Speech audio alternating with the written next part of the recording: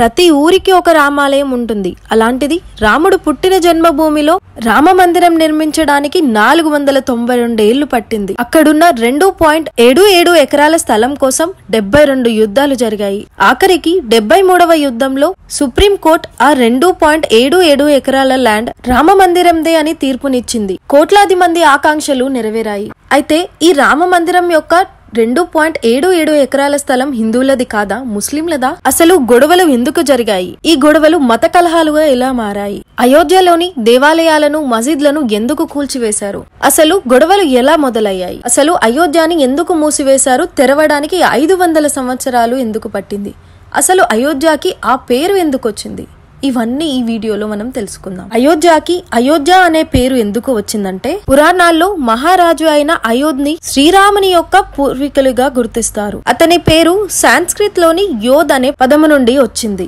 ఆ నగరంలో పుట్టినందువల్ల ఆ నగరానికి అయోధ్య అనే పేరు వచ్చింది. ఇప్పుడు మనం అయోధ్య యొక్క 500 ఏళ్ల చరిత్ర గురించి తెలుసుకుందాం. అయోధ్య భారతదేశంలోనే పురాతనమైన నగరాల్లో ఒకటి. ఇది సముద్రానికి 350 అడుగుల ఎత్తులో ఉంటుంది. ఇది ఉత్తరప్రదేశ్ లోని ఫైజాబాద్ అనే డిస్ట్రిక్ట్ లో ఉంటుంది. దీనిని సాకేత్పురం అని కూడా పిలుస్తారు. ఇక శ్రీరాముని కాలంలో అయోధ్యని దశరథ మహారాజు పరిపాలించేవారు. దశరథ మహారాజు పరిపాలనలో ప్రజలు చాలా ఆనందంగా, ఎటువంటి దురాశలు లేకుండా ఉండేవారు. అక్కడి ప్రజలు ఎంతో తృప్తిగా, నిజాయితీతో జీవించేవారు. అంతేకాదు, అక్కడి ప్రజలు ఎంతో విద్య బుద్ధితో, జ్ఞానోదయం కలిగిన వారిలా ఉండేవారు. ఇక దశరథ మహారాజు తమ రాజ్యంలో ప్రశాంతతను నింపుతూ రాజ్యాన్ని పాలిస్తూ ఉండేవారు. ఇక అయోధ్యకి సంబంధించిన నిర్మాణ గొడవలు ఎలా జరిగాయో తెలుసుకుందాం. ఇప్పుడు మనం చూస్తున్న ఈ అయోధ్య రామ మందిరం 2-3 సంవత్సరాల్లో వచ్చింది కాదు. దీనికి ఎంతో మంది హిందువులు 500 ఏళ్ల పాటు యుద్ధాలు చేస్తే వచ్చింది.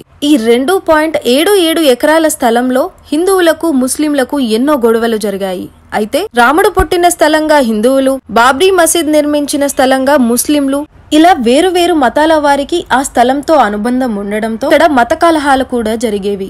అసలు ఈ గొడవలు ఎప్పుడు స్టార్ట్ అయ్యాయి అంటే 1528లో ఇక్కడున్న రాముడి ఆలయాన్ని కూల్చివేసి మసీద్ ను కట్టడం వల్ల మొదలయ్యాయి. 1528లో మొఘల్ రాజైన బాబర్ రామ మందిరాన్ని కూల్చివేసి మసీద్ ను కట్టమని ఆర్డర్ ఇవ్వడం జరిగింది.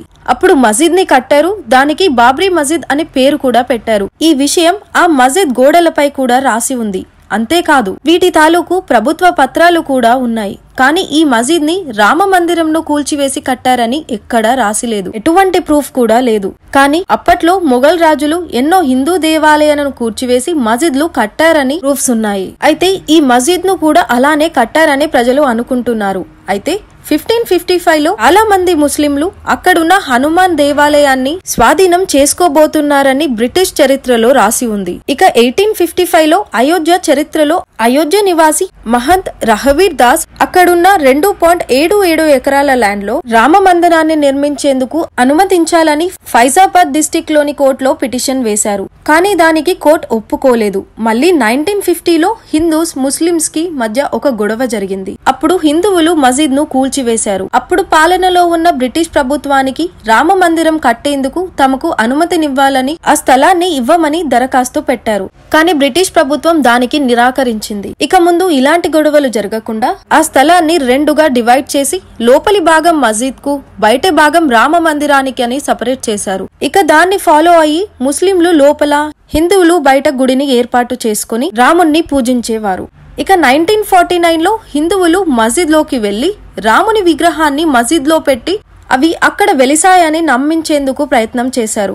కానీ పరిశోధనలో అది అబద్ధమని తేలింది. కొందరు వ్యక్తులు అక్కడికి వెళ్లి ఆ విగ్రహాలను పెట్టారని కూడా తెలిసింది. ఈ విషయం తెలుసుకున్న పోలీసులు మళ్లీ అక్కడ గొడవలు జరుగుతాయని భావించి ఆ ప్లేస్ ని పూర్తిగా లాక్, ఇక విగ్రహాలు కూడా ఆ మసీద్ లోనే ఉండిపోయాయి. మళ్లీ 1959 నుండి కూడా కోర్టులో 3 వర్గాల వారు కేసు వేస్తూనే ఉన్నారు. వారెవరంటే విశ్వ హిందూ పరిషత్ వాళ్ళు, ఈ స్థలం రామ జన్మభూమి, ఈ బాబ్రీ మసీద్ ను అక్రమంగా కట్టారని, ఈ స్థలాన్ని ఇస్తే రామ మందిరాన్ని నిర్మించుకుంటామని పిటిషన్ వేశారు కోర్టులో. ఇక 2వ వర్గం సున్నీ సెంట్రల్ వక్ఫ్ బోర్డ్. ఇందులో ముస్లింస్ ఉంటారు. ఈ మస్జిద్ ఎప్పటి నుండో ఉంది, మేము ఎప్పటి నుండో ప్రార్థనలు చేసుకుంటున్నాము, ఈ ప్లేస్ మాకే సొంతమని అప్పీల్ చేశారు. ఇక 3వ వర్గం నిర్మోహి ఆకారా.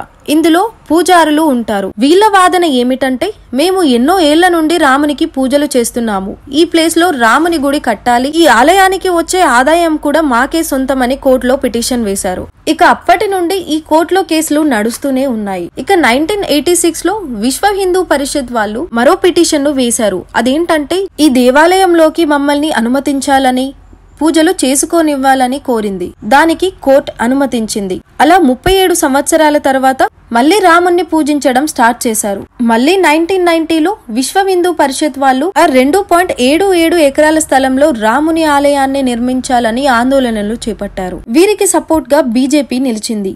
ఇలా ఈ వివాదానికి పొలిటికల్ సపోర్ట్ కూడా తోడయ్యింది. అయితే వీరికి సపోర్ట్ గా బీజేపీ రథయాత్ర చేయాలని, అది కూడా 10,000 కిలోమీటర్లు ఉండాలని భావిస్తూ సెప్టెంబర్ 25, 1990లో అద్వానీ మరికొందరు బీజేపీ లీడర్స్ అలాగే విశ్వ హిందూ పరిషత్ వాలంటీర్స్ ప్రారంభమైంది ఈ రథయాత్ర. అయితే ఇది గుజరాత్, ఆంధ్రప్రదేశ్, మహారాష్ట్ర, మధ్యప్రదేశ్, బీహార్ మీదుగా సాగింది. వాలంటీర్స్, లీడర్స్ మసీద్ ను కూల్చివేయాలని, అది అక్రమ కట్టడమని, దానిని కూల్చివేశాకే హిందువులు ప్రశాంతంగా ఉంటారని ప్రసంగిస్తూ ఉండగా ప్రభుత్వం ఇది మత కలహాలకు దారి తీస్తుందని భావించి ఈ రథయాత్రను ఆపివేసింది. ఆ తర్వాత అద్వానీని అరెస్ట్ చేశారు. ఆ తర్వాత ఈ వాలంటీర్స్ ఈ రథయాత్రను అయోధ్య వైపు కొనసాగించారు. అప్పుడు ఈ యాత్రను ఆపాలన్న ఉద్దేశంలో ఉత్తరప్రదేశ్ సీఎం అయిన ములాయం సింగ్ యాదవ్ అయోధ్యకు వెళ్లే అందరినీ అరెస్ట్ చేయించారు. దాంతో 1,80,000 మంది అరెస్ట్ అయ్యారు. అయినా కూడా ఇది ఆగలేదు. 1992 డిసెంబర్ 6న మళ్లీ మసీద్ లోపల మళ్లీ ర్యాలీని స్టార్ట్ చేశారు. దీంట్లో బీజేపీ లీడర్స్ అద్వానీ, మురళీ మనోహర్ జోష్, ఉమాభారతి ఉన్నారు. అక్కడ పోలీసులు ఉన్నప్పటికీ మన వాలంటీర్స్ అంతా కలిసి మసీద్ ను ధ్వంసం చేశారు. అలాగే చుట్టుపక్కల ఉన్న మరికొన్ని మసీద్లను కూడా ధ్వంసం చేశారు. ఇక ప్రభుత్వం 20,000 మంది పోలీస్ సిబ్బందిని అయోధ్యకు పంపించింది. ఇక వాలంటీర్స్ కూడా ఎక్కువగా ఉండడంతో వారికి మధ్య గొడవ ఎక్కువగానే జరిగింది. ఇది 3 రోజుల పాటు జరిగింది. 20 మందికి పైగా వాలంటీర్లు కూడా చనిపోయారు. అయినా ఈ గొడవలు ఆగకపోవడంతో ఇది హిందూ ముస్లింల గొడవగా మారింది. ఇక్కడ కూడా పలు రాష్ట్రాల్లో గొడవలు జరిగాయి. ఈ గొడవల్లో చాలా మంది ముస్లింలు మరణించారు. దాంతో కేంద్ర ప్రభుత్వం ఈ కూల్చివేతపై విచారణ జరపాలని ఆదేశించింది. అప్పుడు రిటైర్డ్ జడ్జి అయిన మన్మోహన్ సింగ్ చేసిన విచారణలలో తేలిందేమిటంటే 68 మంది ఈ కూల్చివేతకు పాల్పడ్డారని తేలింది. దీంతో వారిని అరెస్ట్ చేయాలని కేంద్ర ప్రభుత్వం ఆదేశించింది. ఇక అప్పుడు ముస్లింలు హిందువులపై దాడి చేయాలని భావించి 2002లో వాజ్పేయి ప్రభుత్వం ఉన్నప్పుడు ముస్లింలు కర్ర సైనికులు ట్రైన్ లో వస్తుండగా ఆ బోగీలను ముస్లింలు ధ్వంసం చేశారు. ఈ గొడవలో 58 మంది పైగా హిందువులు మరణించారు. అయితే 2002 నుండి ఈ 3 వర్గాల వారు కేసు వేస్తూ ఉండడంతో ఈ స్థలంలో ముందు రాముడి ఆలయం ఉందో లేదో తెలుసుకోవాలని ఆర్కియాలజిస్టులు సర్వేను ప్రారంభించారు. ఆ సర్వేలో మసీద్ కింద రాముడి ఆలయానికి సంబంధించిన ఆనవాళ్లు కనిపించాయి. దాంతో ఇక 2010లో అలహాబాద్ హైకోర్టు ఈ కేసును 3 వర్గాల వారికి సమానంగా కేటాయించాలని తీర్పునిచ్చింది. ఈ తీర్పు ఏ వర్గాల వారికి నచ్చకపోవటంతో మళ్లీ సుప్రీంకోర్టులో కేసు వేశారు. దాంతో సుప్రీంకోర్టు అన్ని విషయాలను పరిశీలించగా నిజం బయటపడే రోజు రానే వచ్చింది. అదే 2019 నవంబర్ 9. ఆ రోజున సుప్రీంకోర్టు తన తీర్పును బయటపెట్టింది. అదేంటంటే బాబ్రీ మసీద్ రాముని ఆలయాన్ని కూల్చి కట్టారని, అలాగే ఆ ల్యాండ్ శ్రీరాముని పేరుపై రిజిస్టర్ అయ్యుందని, ఈ 2.77 ఎకరాల ల్యాండ్ రామ మందిరాందని, ఆలయాన్ని నిర్మించుకోవచ్చని తీర్పునిచ్చింది. అలాగే మసీద్ ను హిందువులు కూల్చివేశారు కాబట్టి అయోధ్యలోనే మసీద్ ను కట్టుకోవడానికి 5 ఎకరాల ల్యాండ్ ను మసీద్ కు ఇవ్వాలని తీర్పునిచ్చింది. అలాగే నిర్మోహి ఆకార వర్గానికి ఈ ల్యాండ్ పై ఎలాంటి హక్కు లేదని, కాకపోతే ఆలయంలోనే ఏదైనా మంచి పదవి ఇవ్వాలని సుప్రీంకోర్టు తీర్పునిచ్చింది.